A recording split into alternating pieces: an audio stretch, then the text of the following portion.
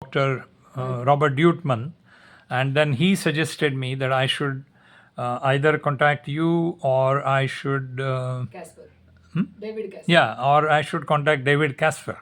David Casper was my student.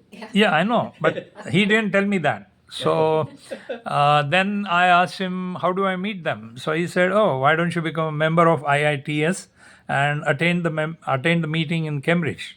So that's the way I came to Cambridge. But I had decided that time that I would only attend if I have a paper or a presentation. So I presented my work about sciatica and my sign, etc.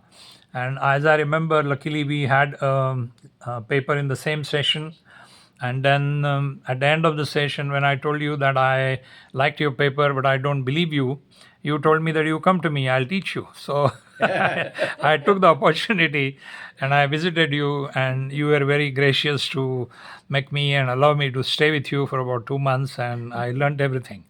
And then, I mean, not everything, but the basic, the core, that is the needle, and it's where you put the needle that will decide the course of things which will happen after that. Interestingly, I'll tell you something. The same question was asked to me by Martin Knight. And he asked me, Satish, when you went to Tony, why didn't you come to me?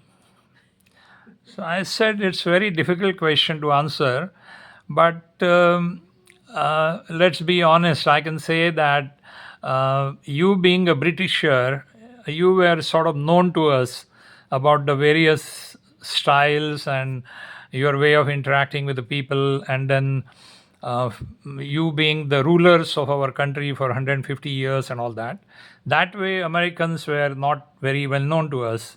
Even though you are a Chinese American or a fully naturalized American now, it was a little unknown part to me, but I was mainly attracted and completely dazzled by the technology of going under local inside the disc, the scope going inside the disc. That was unimaginable. I mean, we are talking of 1999 September, August, September in Cambridge. And I also remember we had the Saal brothers that time presenting their work, Jeffrey Saal and Joel Saal, talking about IDET and all those things.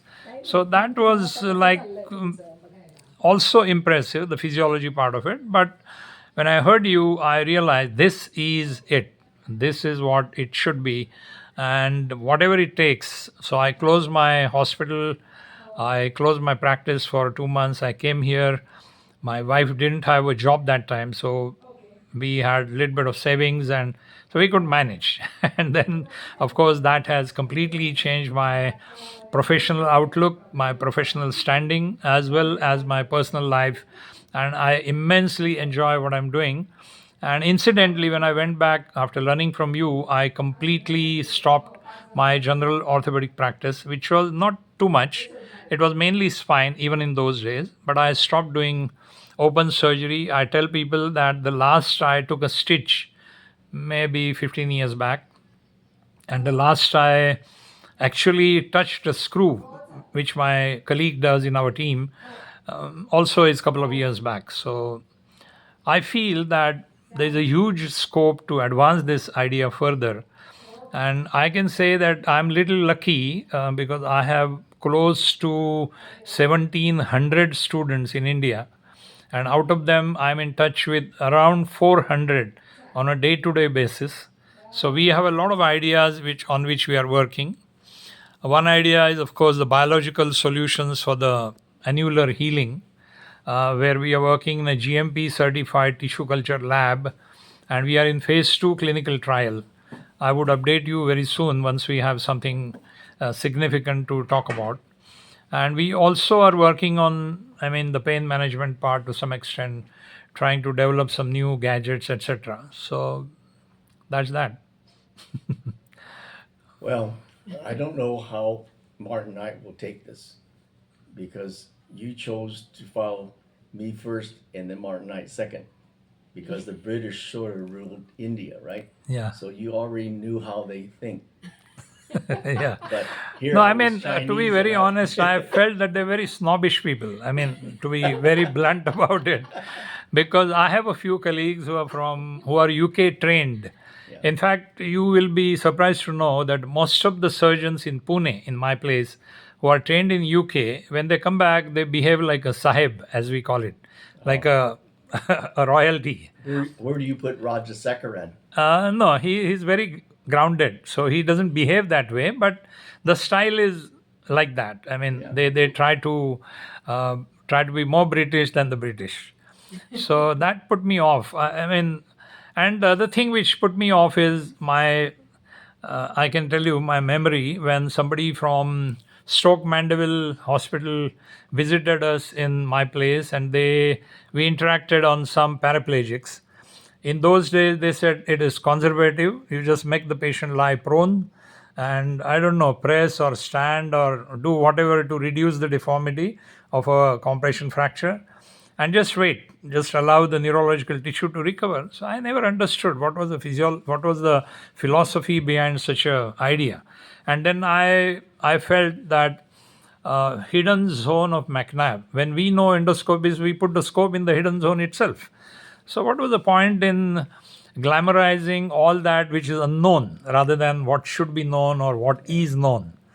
So, I was, but at the same time, I would say that the moment I came to know about our Korean colleagues, especially Sangoli and his team members, I immediately visited them.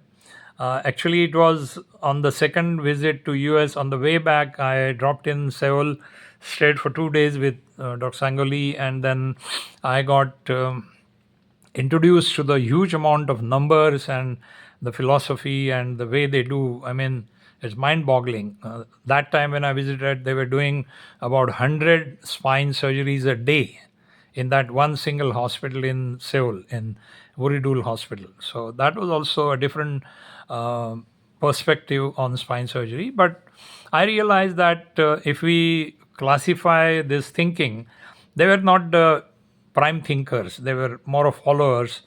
They were very smart in using the technology and then scaling it up and making a 13-storied hospital only for spine and building a big team of neurosurgeons and orthopedic surgeons and all that. So that's a different issue.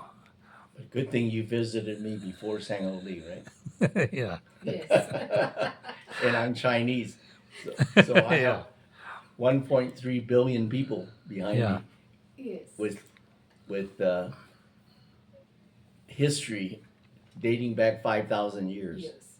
See, the US is only like 350 years, Yeah. and India is almost like 5,000 years. Correct. True. So India and China, we have the world's population. Yeah. As I mentioned yesterday, I think our Prime Minister does have some ideas on that. He primarily highlights the Indian knowledge system, which is much deeper than what most of the people know. And he also highlights that Chinese civilization and lot many things which we don't even know, but even right from acupressure, acupuncture to various other modalities of treatment, they do have a high value in our minds in India. Maybe there would be a occasion to work together and cover half of the world, not caring about the other half for the But time you being. want to know my opinion? There's a brain drain from India, the very high end Indian surgeon. They come to United States to make more money, but you're the first one that stayed behind, Yeah. and then you're developing it. सांग कारण 20 years, त्याचं कारण सांग तू कशाचं? का राहिलास इकडे भारतात का परत आलास त्याचं but you're developing it 20 years behind all the people from India that's come here and Yeah, I made know. a lot of money, right? Yeah, when I mentioned about the British, that is another reason that all the people who go to Britain get trained, almost 90% come back, whereas hardly 1% come back from US. Maybe there's the lure of money, lure of glamour, whatever.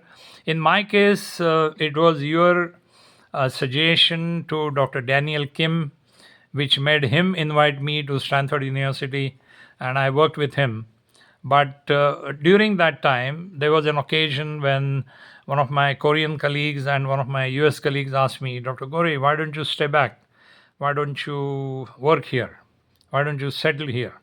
So first thing I said, no, I want to learn and go back to my country because we have a humongous number suffering with problems without any solution. At the same time, I asked my wife when I was in Stanford that time that do you look at the possibility of us coming to US and settling here? She said, no way. If you want, you stay there. I'm happy back here.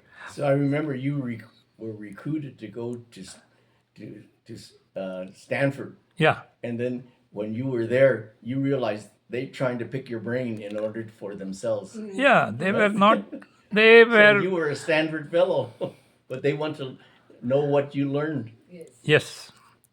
They actually were telling me that we would like to marry endoscopy with spine navigation, which as an idea was okay, but then we found several limitations. And of course, this is the story of almost 24 years back. So And that was the world Dan had Kim changed. at Stanford, remember? Yeah. And then he went to Baylor. So that's that.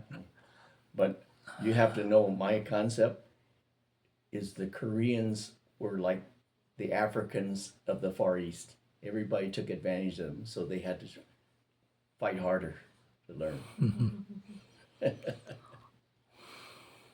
Well, anyway, I think when you're dead, you're gonna go down in history as the person from Pune who took Western technology, U.S. technology, and brought it back. So you're like the George Washington of India. That's too high a name to emulate. Okay.